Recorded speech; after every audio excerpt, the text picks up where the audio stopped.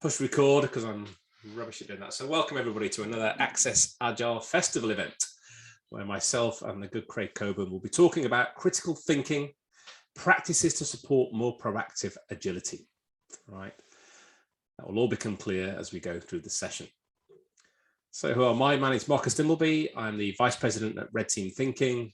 I've sort of a checkered past, 20 plus years in the military, moved into consultancy, and then into doing large scale transformations, digital and agile. I was the head of agile for Lloyds Bank, continuous improvement lead at RBS, and currently working now at Red Team Thinking, supporting organizations with all of the things we've been doing in the past and more. Craig. Yes, and I'm Craig Coburn, and you'll maybe see that some of these organizations are similar to the ones that Marcus has been in. I went through the Red Team Thinking course last year. I started off as a software engineer for a few companies that have failed. So interesting to see that they didn't quite see the future, but yeah, worked through a variety of companies. And here I am now at Red Team Thinking with Marcus. Fabulous. So, thank you. Yeah, so just to kick off then, so Agile and new ways of working. I mean, we've been talking about Agile for a while. Manifesto's been out for 20 years. We went through a phase of small-scale Agile, then scaled Agile, Agile transformations. There's a few things that haven't been working so well, though. So let's move on to the next slide. Let's have a quick poll and see what your experience has been. There's a few options there. So let's just see what your challenges are and where you think the #1 challenge is for Agile rollouts and transformation.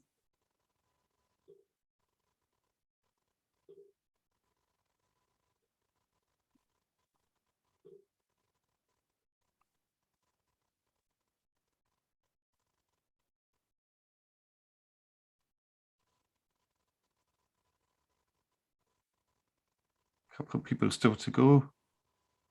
It's a couple more seconds, maybe. Am I allowed to vote?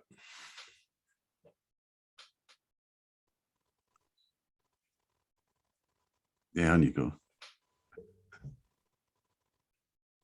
One more. Who's not voted? Oh, I've not voted. Are you allowed?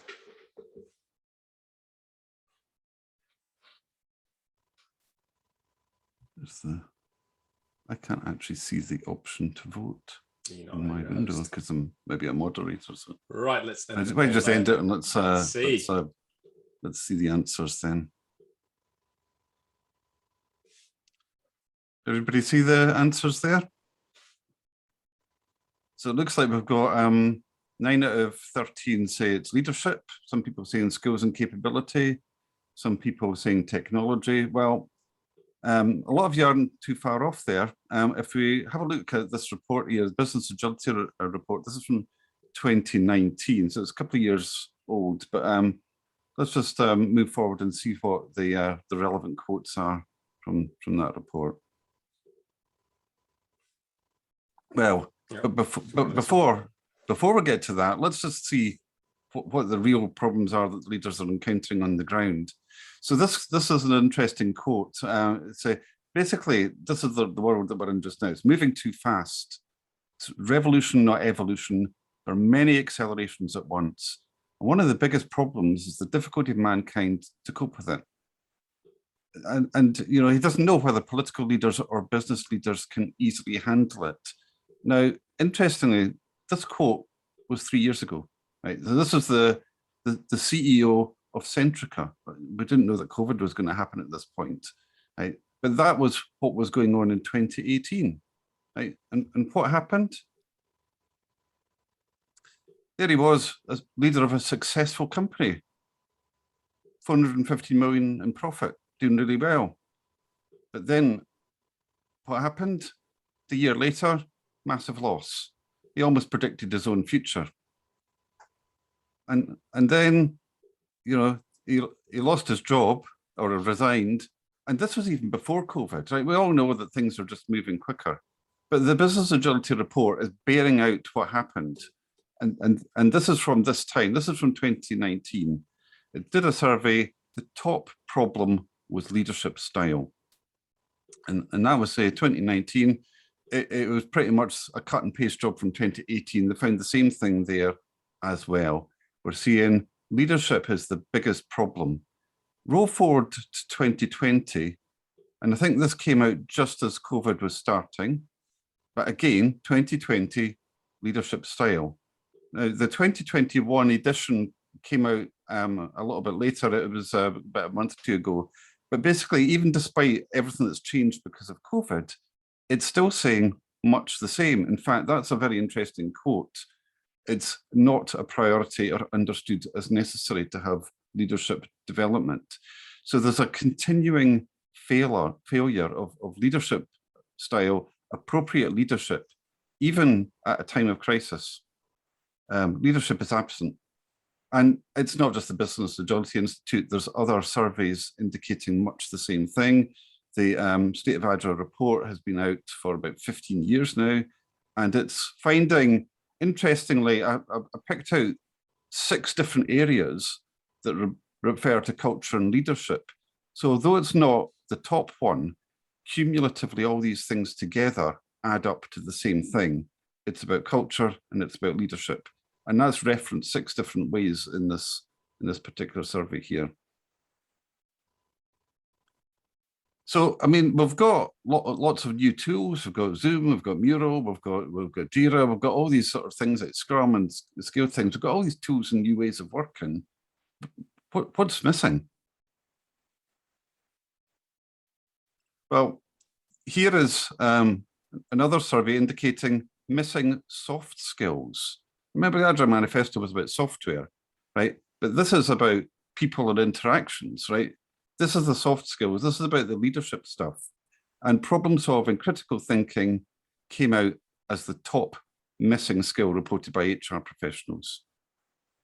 And the reporting difficulty getting these candidates is just not out there. Separately, and this was referenced by the Chartered Management Institute only a couple of months ago, critical thinking and problem solving were 2 of those skills that were seen to be in demand in the future. There's already a problem hiring people with these skills, and there's going to be more of a problem in the future as these skills become even more in demand. And we realized through the last 2 years that things can happen that are unpredictable, and trying to deal with that is particularly key: critical thinking and problem solving. So from your experience and your experience of Agile, what would be your word that would sum up Agile right now for you? Just type in the chat.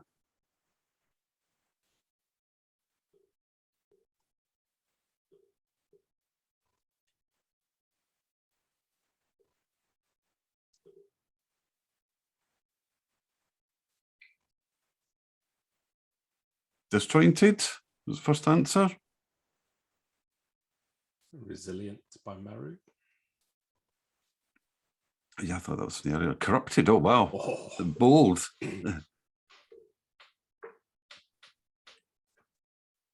Any other thoughts? I mean, we've had 20 years to get this right. Emperor's New Clothes from Nigel.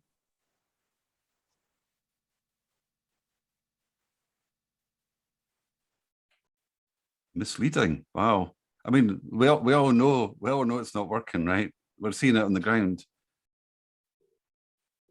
Any others?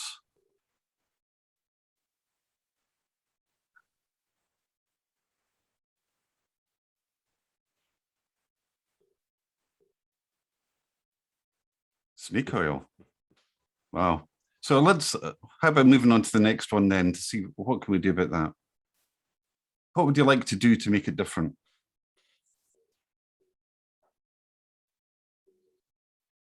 Without maybe the magic wand, but if you had a magic wand.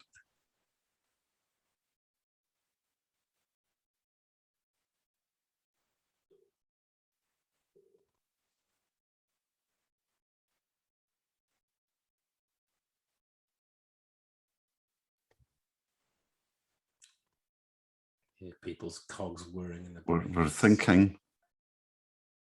I mean, I suppose you could just get rid of the managers, right? Messaging to leadership or no agile, right? Okay, just doing. Being agile rather than doing agile. Name using. Yeah, get on with it. Stop saying it. Challenge, that's good. Improve understanding. So when I say messaging, I mean it's not a panacea, it's not the silver bullet. The leadership need to understand what it's really there for, and it affects all areas of the organisation, not just dev teams. Yeah, I mean, and I think that many people involved in Agile actually know what the problem is, and know what potential solutions are, but just not really getting that traction. It's that ability to challenge, isn't it? That's the problem. As Paul said, it becomes a silver bullet, and therefore if you try to challenge it, people don't want to hear it as well. Training. Yeah, I mean, we talk about breaking down silos in Agile organizations. You know, there's silos, right? But don't forget, management can be a silo too. And sometimes that's the last silo to get effectively broken down. Yeah, that's a great point as well, Jasmine. Training, information sharing, and discussion. It's kind of a one-stop thing, isn't it? We're doing it and then it's done and not discussed. JFDI model. Love it.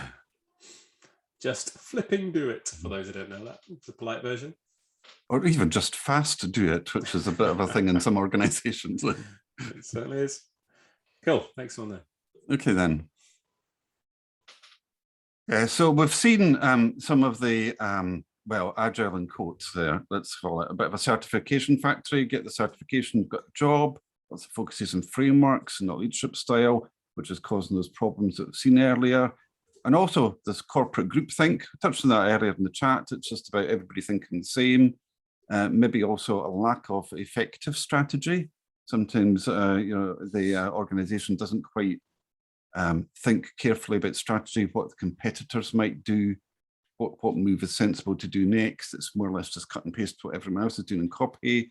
And lots of these lies we tell ourselves, you know, and lack of assumptions challenge. These are two red team thinking practices that they live the corporate lie, tell everybody that they're customer centric, but they're not really behind the scenes. And assumptions challenge is that they just plow on with stuff, and nobody really knows the workings behind why those decisions are made.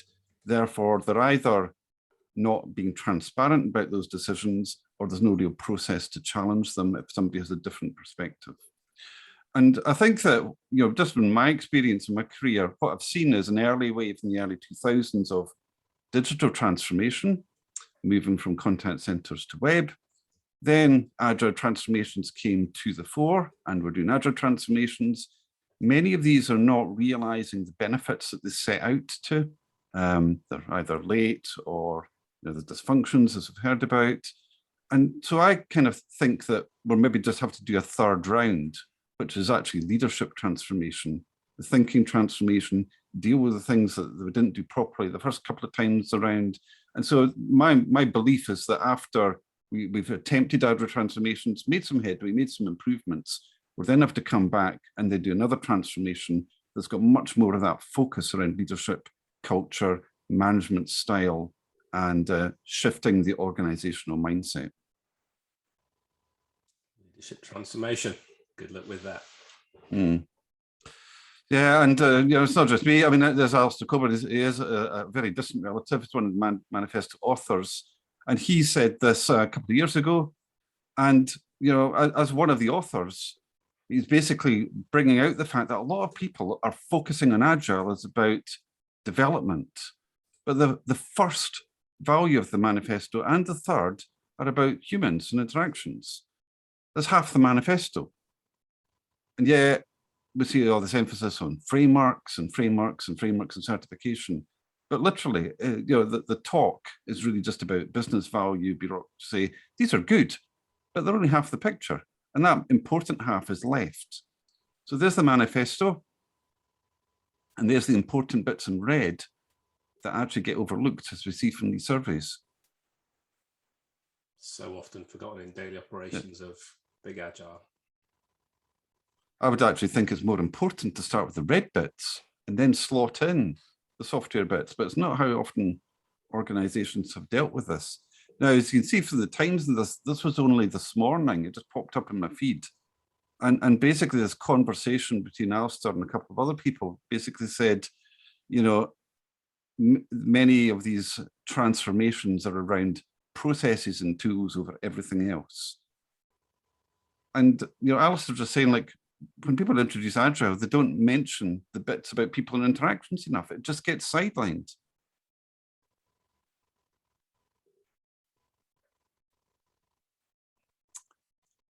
So I'll hand over to Marcus, because this looks like his area. Just stop and pause for a minute. So when Alistair says it's all about processes and tools, this mess, which is actually, if you look at the bottom left corner, 5 years old now. So I'm sure there's many more.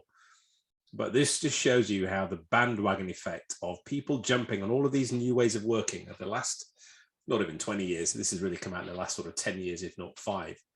So it's really important to look at this and just see how people are confused, see why leadership are struggling with this, see why people trying to do this are really getting torn around because of the complexity of this.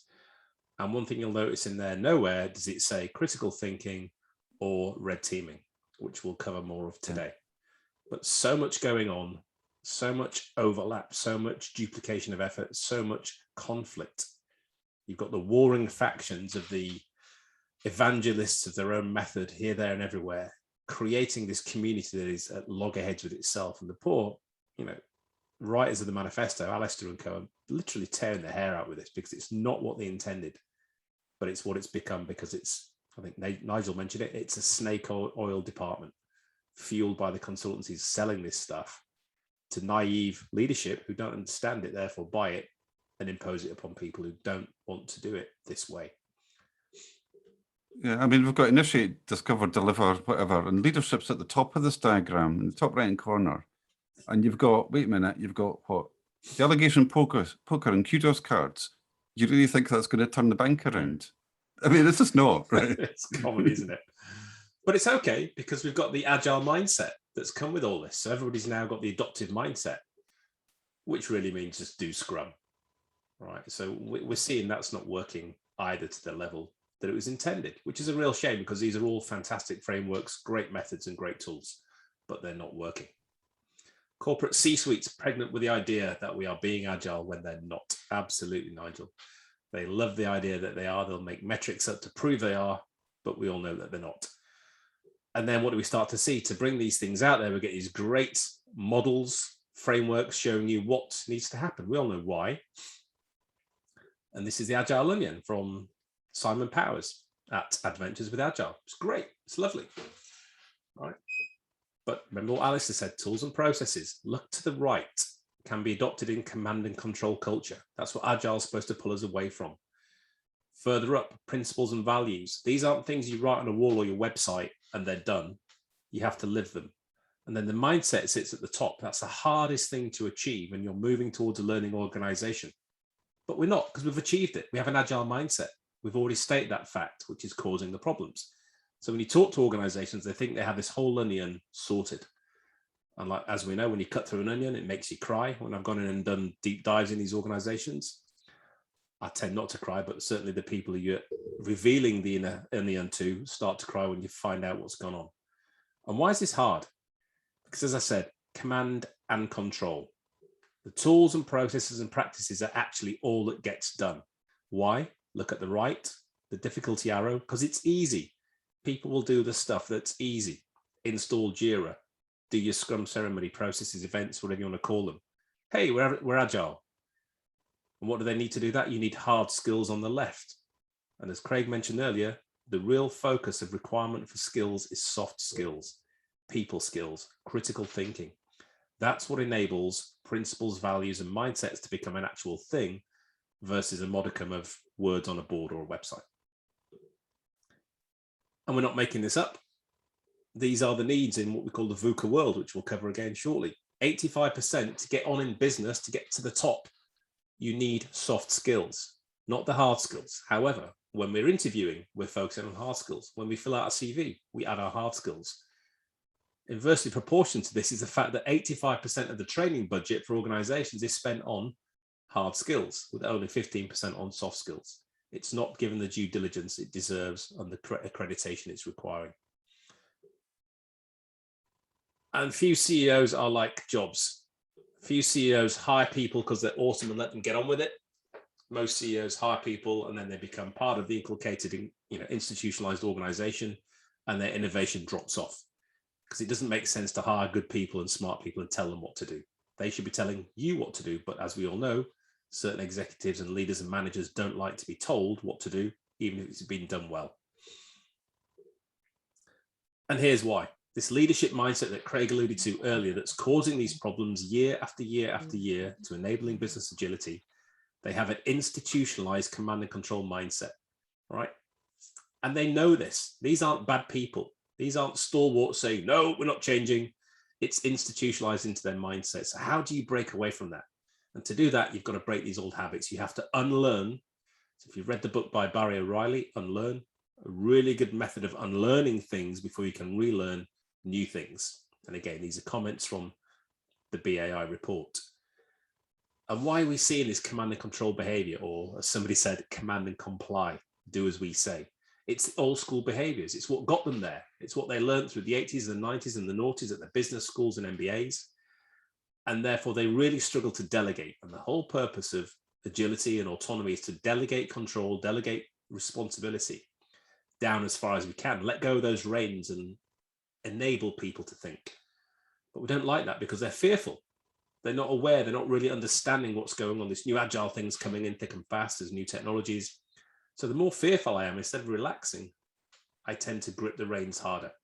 It's like when you're riding a horse. If you're cool and calm on the horse, the reins are relaxed, your heels aren't dug in. The minute that horse does something that you're not sure about, you pull tight on the reins, you dig your heels in. What happens? The horse bolts even more. And because of this, we have a lack of trust. And it's really important to understand why that lack of trust exists. Here's the data. It doesn't lie.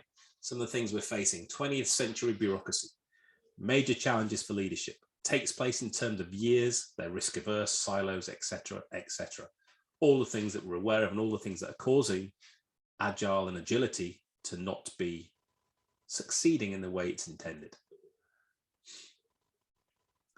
Many organizations have groupthink. Large institutionalized organizations, over time, everybody starts to become aligned into thinking a certain way. And as Patton said here, that isn't good. If everybody's thinking alike, then somebody isn't thinking. And when we use the word thinking, we're talking about critical thinking, this deep analytical thinking that we'll talk about more shortly, that really is relevant now in the World Economic Forum, and even McKinsey is saying everybody needs to have this capability.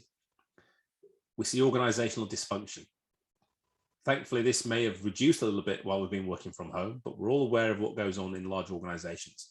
Satisficing is jumping to the first answer. Sometimes that's great. Good enough is good enough.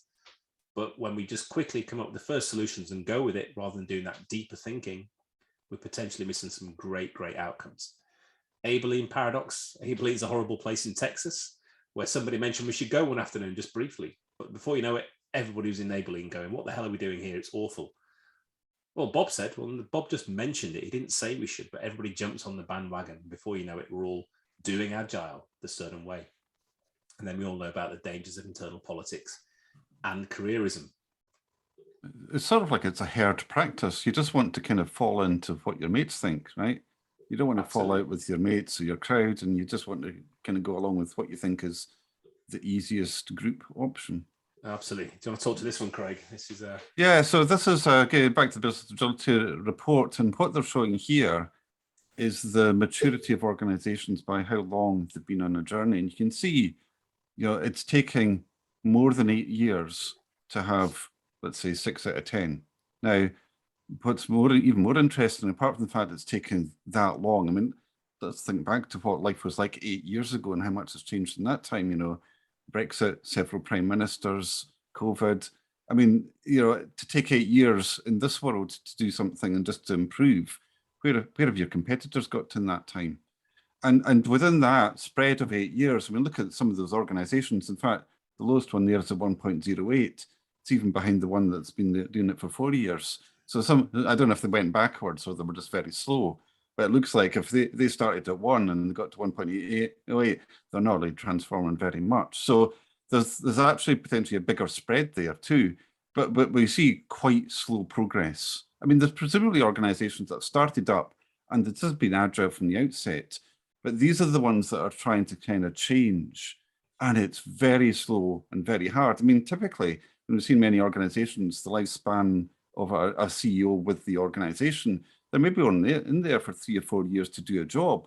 So this is like 2 or 3 CEOs worth of change, and they're still not doing it right. So it's not necessarily down to one individual. It's across the piece of leadership not moving quickly enough. Yeah, very true.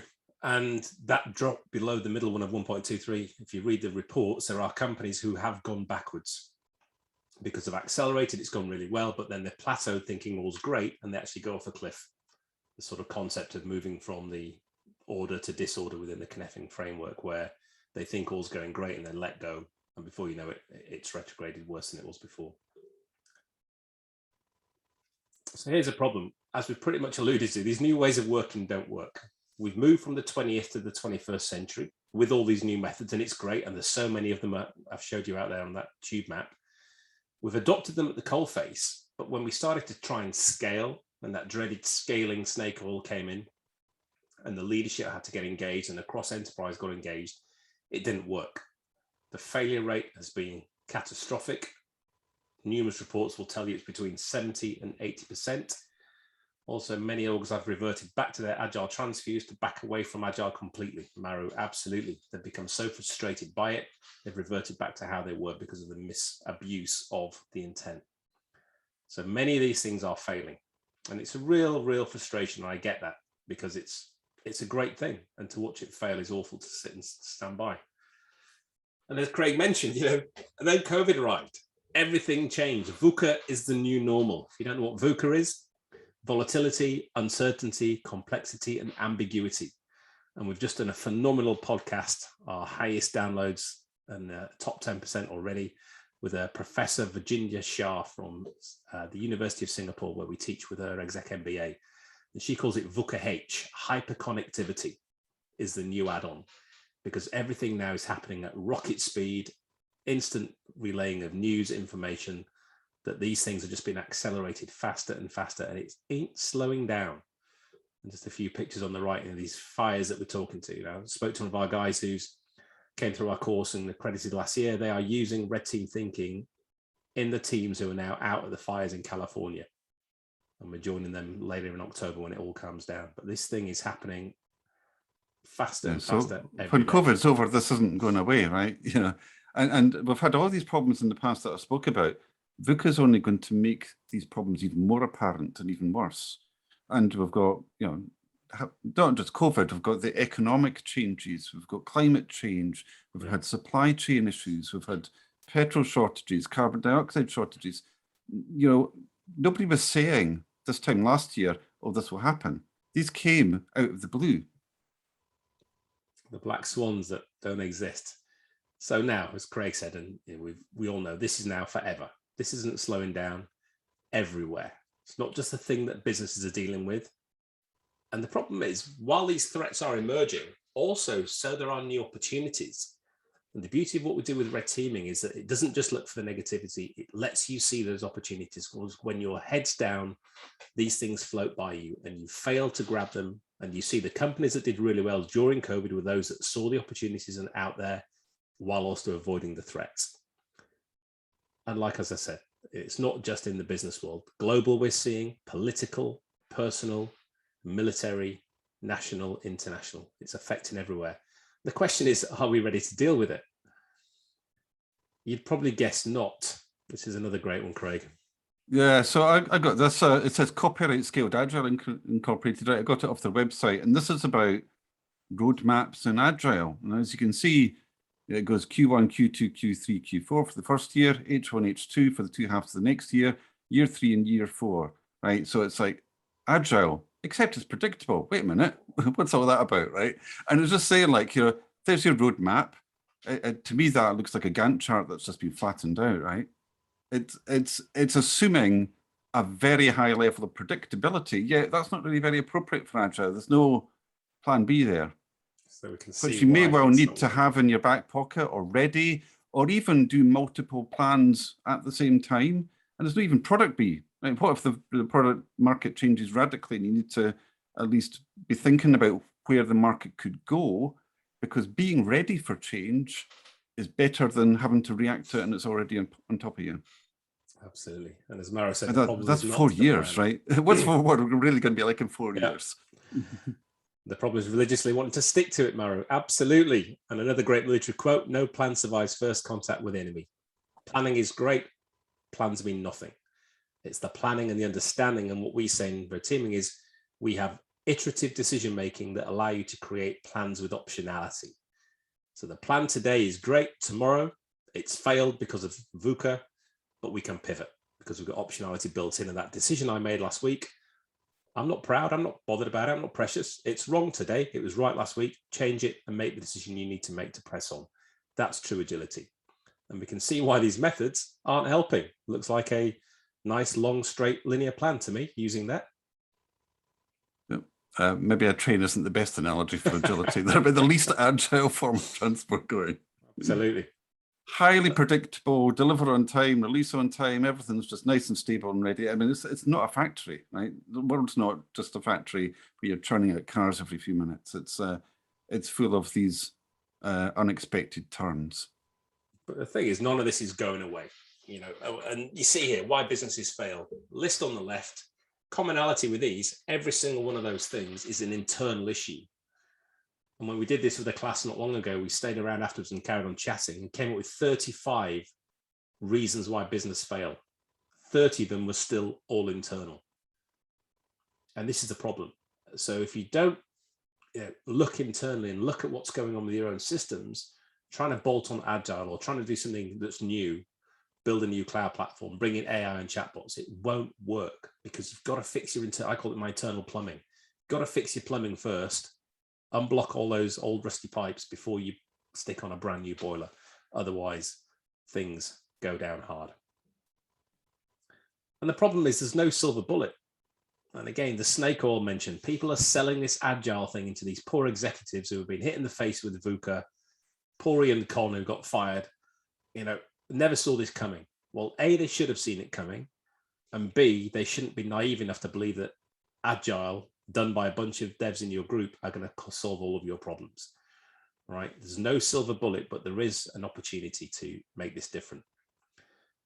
So one of my favorite statements here is 21st century ways of working do not work with 20th century ways of thinking, all right? If you think differently, these tools work. I know that because I've done it, and I know some people on this call have done it, but you have to think differently. One has to be honest, Maru says. Execs and companies are wanting these silver bullets so bad, so bad that they'll pay millions. That's the problem. They want it so bad, and their naivety to tick a box and impress the board is that they will sell into the snake oil sellers, McKinsey, Deloitte, and we see what happens when that actually gets brought on board. Deaf to the people who tell them it's more chaotic and predictable work. Indeed. Why ever would you listen to your own people when you can pay someone else to come in and tell you what you want to hear? So our proposal is we need a new way of thinking. As Einstein said here, we need to question everything. Why do we do that? Because Adam Smith was wrong. Scottish philosopher, he convinced us all for 300 years that we as human beings were rational thinkers. Think about that for a minute. We're all rational. Apart from love and lacking information, we make rational decisions all the time. Then Daniel Kahneman came along. He wrote the great book, Thinking Fast and Slow, and he says, absolute nonsense. Your brain is a machine for jumping to conclusions. And he came up with what he called System 1 and System 2 thinking. And what did he mean by that? System 1, this is what our brain does 95% of the time. It's what we were built to do. It's how we survived for centuries, not getting eaten by saber-toothed tigers. It's what stops us getting hit by a bus when we cross the road. It's fast, it's instinctive, it's automatic, it's error prone. System 2, meanwhile, only 5% of us use it. And in a complex VUCA world, you can't be running around doing irrational thinking System 1 style. You have to slow down to speed up, I call it, and apply more System 2 rather than reacting. And I had this conversation today, we need to slow down, think and respond versus knee-jerk react. And that's a System 1, System 2 difference. And if you do the left in a VUCA world, in complexity, things will go down very badly, very quickly. So just to prove how our brains work, you may have seen this if you have play along. A bat and ball together costs £1.10. The bat costs £1 more than the ball. What does the ball cost? So write your answer in chat. Don't hit send yet. Just type your answer in so you don't influence others. A very simple question, very forthright, straightforward maths that our kids could all do.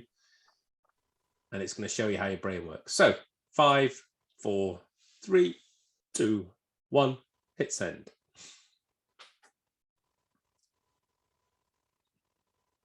Nobody else has got it except Maru. Oops, sorry. Hit send. Fire away. Type your answers in chat. Ben thinks it's 5.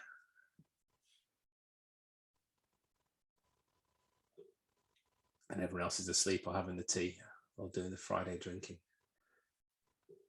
Or the equivalent machine health. Exactly. Yeah, it'd be amazing how controversial this was when we posted it on LinkedIn. It all actually costs 5p. I know. You know, majority of people. I did this the other night with a government team, and 4 people out of 40 got it right. This was done with Harvard MBA executives, and 50%. So on average, 50% of people get this wrong. And it's not because it's a trick question. It's very simple, but your brain leads you to think using system 1 that you know the answer without just a little bit of thought. And therefore, it takes you down that path. And why is that? Because we're all influenced by a dizzying array of biases and heuristics. These are just a few of our favorite ones that we see often. Heuristics are mental shortcuts that your brain has created over time that you use when you need them. There's a fantastic link here. We'll share it out afterwards, but this shows you 180 of the biases that are out there that are affecting our brain. And if you don't think these things have developed for a very good reason. They were very suitable in the evolutionary past for getting to quick answers, but not for dealing with complex problems. That's it. And the problem is, as I mentioned, we need to be more critical thinking. And the problem is we think critically because the biases affect our thinking. Our brain tells us, oh, you are a critical thinker, Marcus. Don't have them telling you you're not, but I'm not. And I have to learn and relearn to become so. And then add to that, somebody mentioned it earlier, go faster. Yeah, there's this obsession with speed. Maybe that's why they like the high-speed train analogy from SAFe. Right, there's this obsession with speed by the executive. Right, output over outcome, velocity. There's a great one for the agile world. Yeah. But as Wyatt Earp says here, famous gunslinging sheriff of the Wild West, fast is fine, but accuracy is everything. In a gunfight, you need to take your time, but in a hurry. And Paul Smith will remember this. Years ago, we had an exec who was going, yay, we've had 65 releases this month, yay. And I just put my hand up and said, so what? Yeah, we can all throw widgets out the door, but so what? What's the impact they're having for the customer, for the business? Can you validate them? Can you show me the outcome? No, we just delivered 65 things. Okay. There is Charis, good to see you. Thanks for coming along. And then with a lack of what's called psychological safety, created by this wonderful lady, Amy Edmondson, in 1999. So again, this term's been around 20 odd years. When did it get popular? When she wrote a book called The Fearless Organization about 4 years ago. And now everybody's using the word. Again, what does this become? Buzzword bingo. I spoke to one executive. I said, so tell me about psychological safety and empowerment in your organization. Oh, all my teams have it. I said, really?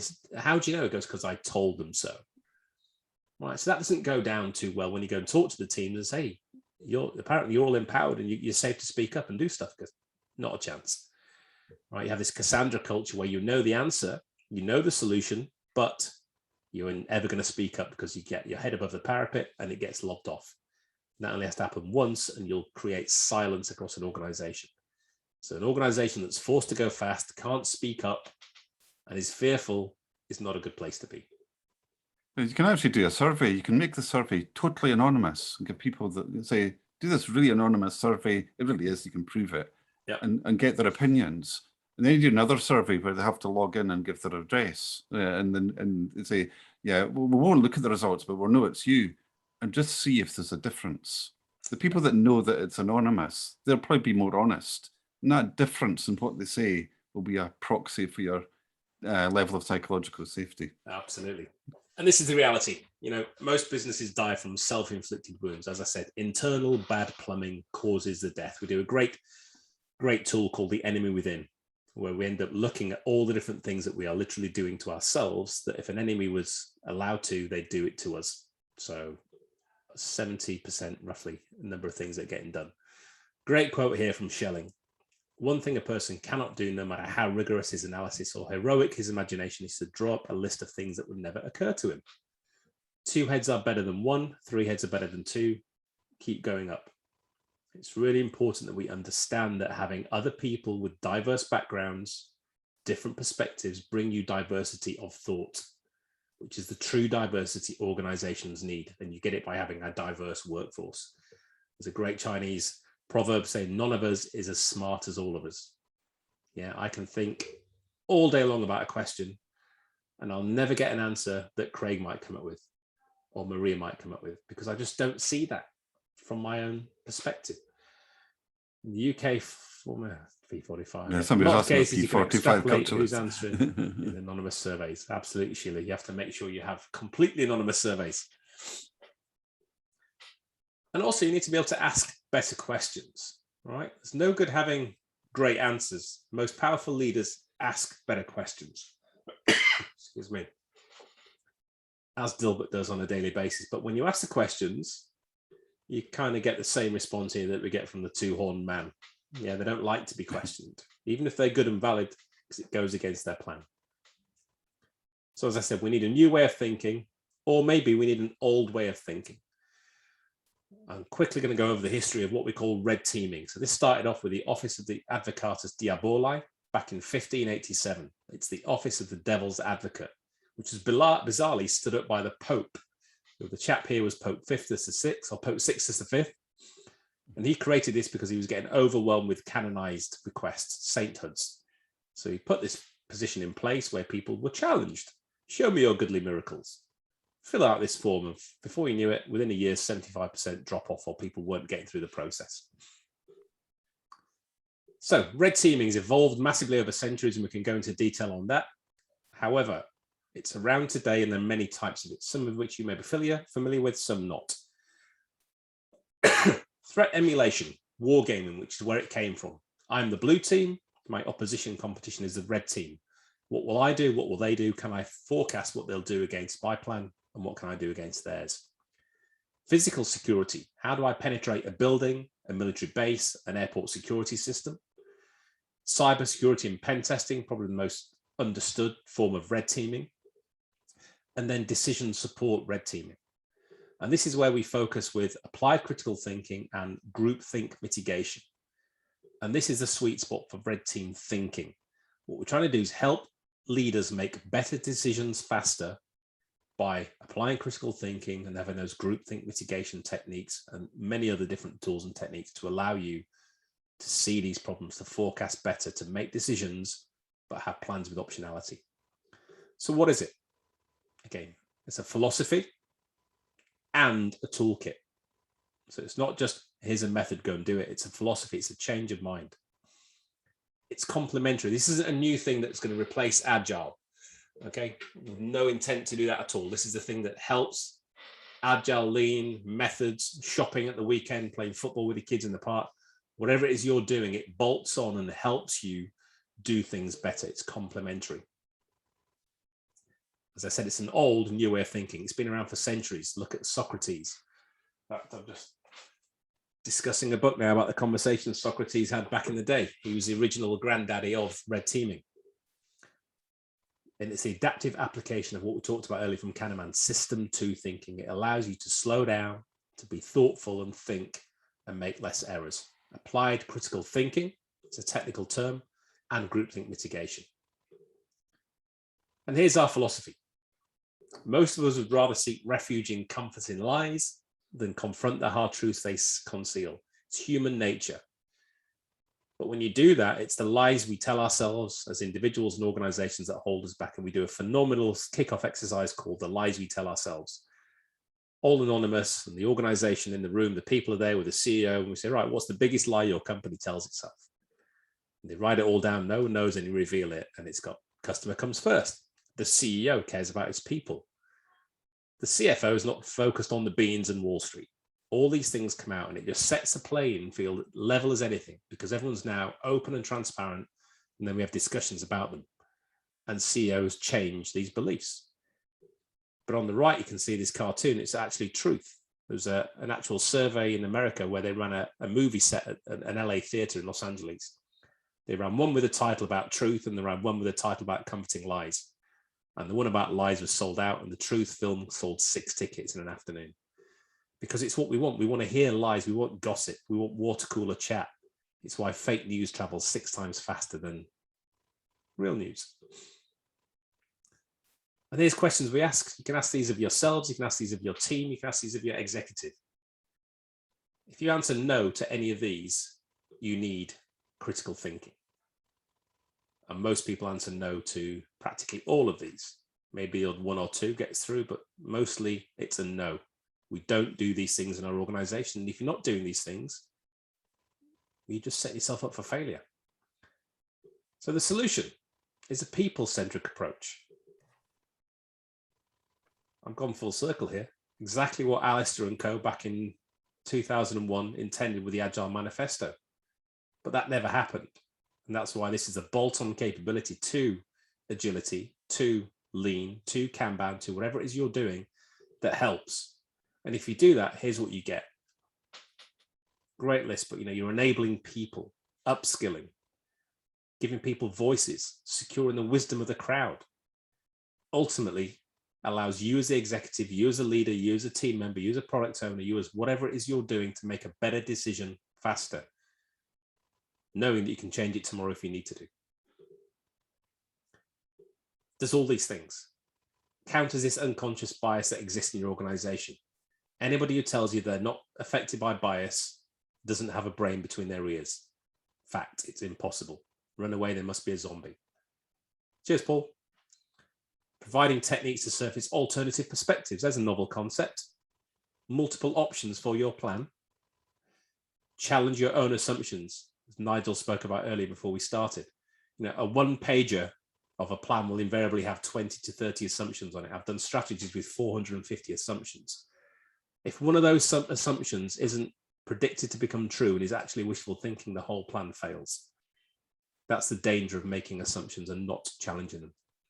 And obviously wisdom of the crowd and bringing up those diverse options. With a diverse workforce, you get diverse options and you make sure that those ideas win. Not only are they heard, but they win. They're not dismissed because they don't go in alignment with your plan. You get them to the surface. So what needs to shift? Behaviors need to shift. Stop trying to shift culture. You can't shift culture. It's not something you grab and wheel around the business. I've seen culture, chief culture officers, culture clubs. Stop trying because it's impossible. What you do is you change behaviors, and you can change behaviors right now, instantly, overnight for your whole organization. Doing that starts to shift people's mindsets, and you can do that very quickly if you're continuous with this capability. And that then starts to influence and push your culture. And it becomes a virtuous circle and a spiral. It starts to lift up. The more the culture starts to move in the right direction, the quicker you can do this.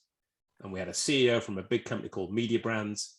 He went through this and he stood up and he said, this is not just a power tool for making better decisions faster. It allows me and my executive to drive the culture of our organization in the direction we need it to go by influencing behaviors, which shifts people's mindsets, which impacts the culture. Very powerful.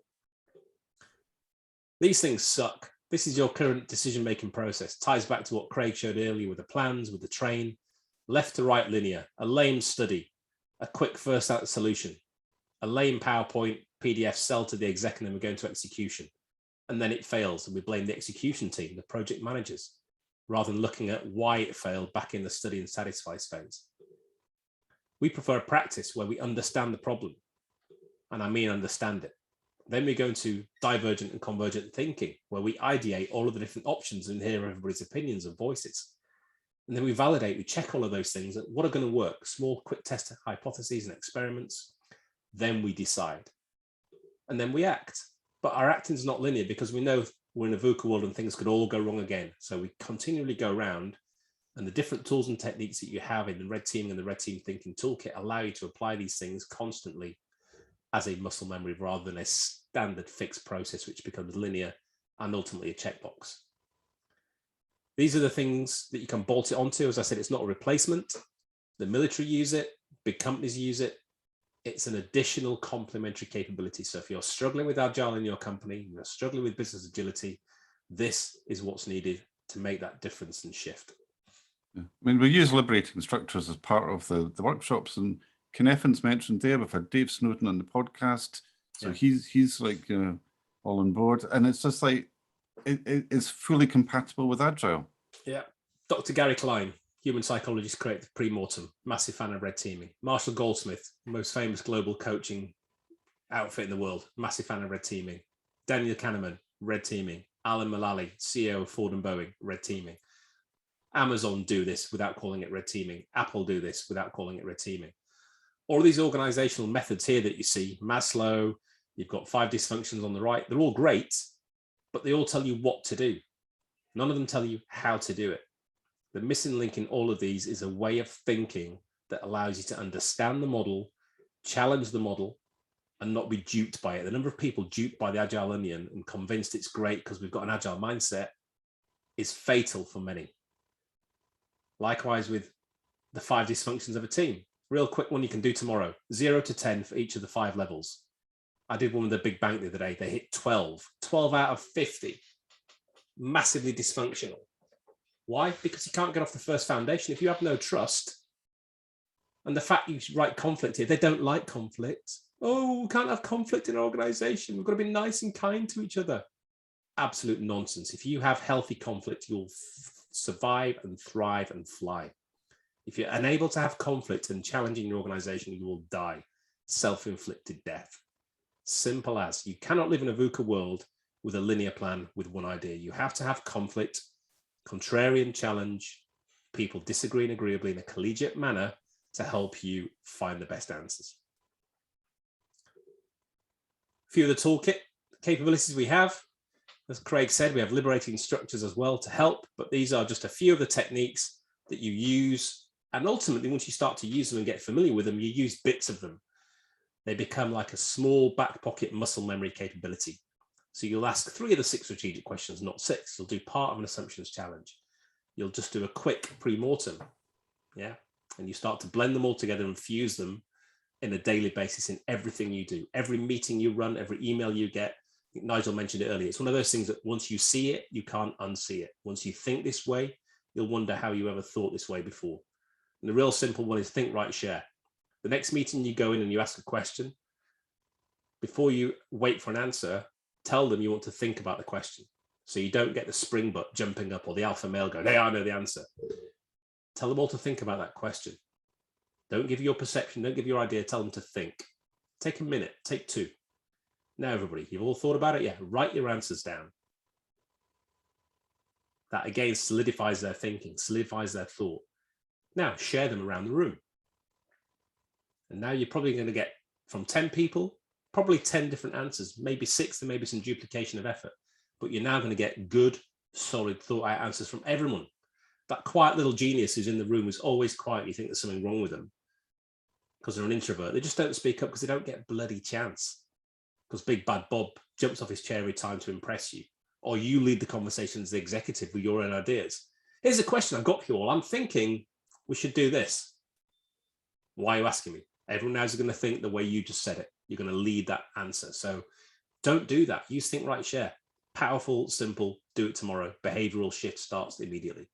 And all the rest of the tools are equally simple, just a different context of how you use them. Does RT and design thinking the same? No, very different, but there are some similarities. And I'll show you when you go back to the train where you go through the thinking of it. If you apply design thinking with red teaming at the same time, you've got a major league power outcome.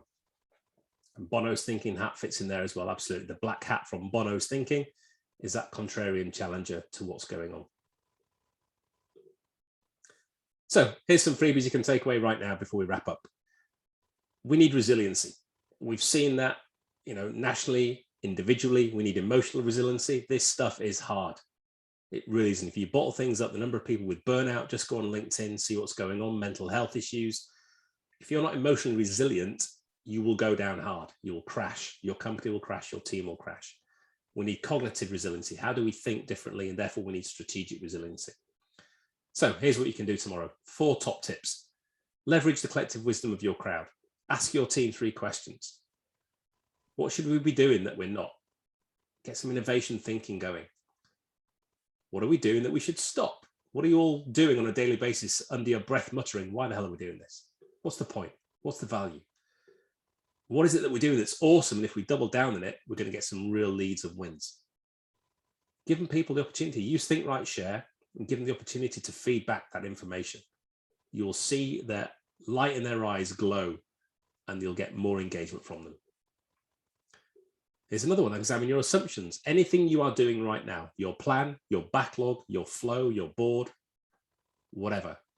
What assumptions are there in this plan? Stated, written, and unstated. What's between the lines? Get your teams to surface them. Give them 10 minutes. Come back and tell me what assumptions we're making as a team. Okay, how confident are we that those assumptions are going to be proving true? They're not. 5 of them are absolutely wishful thinking. You made it up to get the plan through the sign-off position. Okay, you caught me out on that one. And which of these cause the biggest threat if they fail? If they don't become true and they remain as assumptions, which could cause these plans to derail? Really, really powerful. Again, ask your people. They'll give you gold. Contemplate failure. Pre-mortem style. Most people don't like doing this because it's a negative mindset. Again, going back to what we have to be nice and kind with. If we start off with this at the beginning of a project, it kicks off with a negative mindset, Marcus. We don't like that. Okay, try doing a post-mortem in 6 weeks. See how that affects your mindset when it's failed and gone off the rails because you didn't see what's coming. Actually, it inversely gives people more confidence, not negativity, because they're seeing it. They're seeing what's downrange and they're able to navigate. And again, ask your team to do these things with you. And then finally, fun one, play the devil's advocate. Yeah. Write up a list of things we want to accomplish, rotate them, look at the different courses of options and action, build on them, challenge them, and then look at all the different options that you have and choose the best one by using your team to think differently, to build on things, to yes and a plan, and then to challenge them to no but, to shred it, to take a different perspective. So that is a quick overview. How do we learn and teach this? We've got open enrollment training online. We have a boot camp. The next live one kicks off on the 1st of December. There's a coupon there for you, RTT BC AA, give you a 25% discount. It's $199, so you get a $50 discount. The best online training I've ever done came from a major league coach in the US, Tim Durkin. It'll probably sell out. The last one sold out in August. The masterclass series, which is on now, started on Wednesday last week. Nigel's going through it. That's sold out. Next one starts in April. RTT Advanced Red Teaming is a follow-on from that. And then should you wish to do this as a career capability, then we have the accreditation course. All of our training is formally certified by CPD, so you get continuing professional development points for that as well. I hate certificates. We have one on the right. It's the curse of Agile, but people ask for it for their own requirements, professional training. So there's one certificate that you get for the formal certification. You obviously get a nice little one after you do each class, but formally there's just the one. We also have what's called the Thinking Leader podcast. Go to redteamthinking.com. At the top, you'll see the bar. One comes out every 2 weeks. Major league heavy hitters on here. A few on the left there. We've got others coming. Just listen to what these people have to say. It is absolute gold. Absolute gold. Alan Mulally sits on the board of Google, was the CEO of Boeing during 9/11, was the CEO of Ford when they were 12.5 billion in debt and turned them into the best car company in the world. Gary Klein, father of pre-mortem, Dave Snowden, Kneffin, Barry O'Reilly, Unlearn, Colonel Kevin Benson, did the Iraq planning, and Dr. Virginia Chow I mentioned earlier. Some really, really great people, well worth listening to. So that's it. Thank you. There's our contact details, ourselves and Craig on LinkedIn. And as Bertrand says here, most people would rather die than think. Many do, or their companies die because of that lack of critical thinking. So if you can take that away back to your organizations and spread the word, the insurgency of red team thinking capability is growing. Thank you very much. That was critical thinking practice to support more proactive agility and make it better. Any questions? I know it's Friday and the pubs are open, but more than happy to open mic, discuss anything you wish.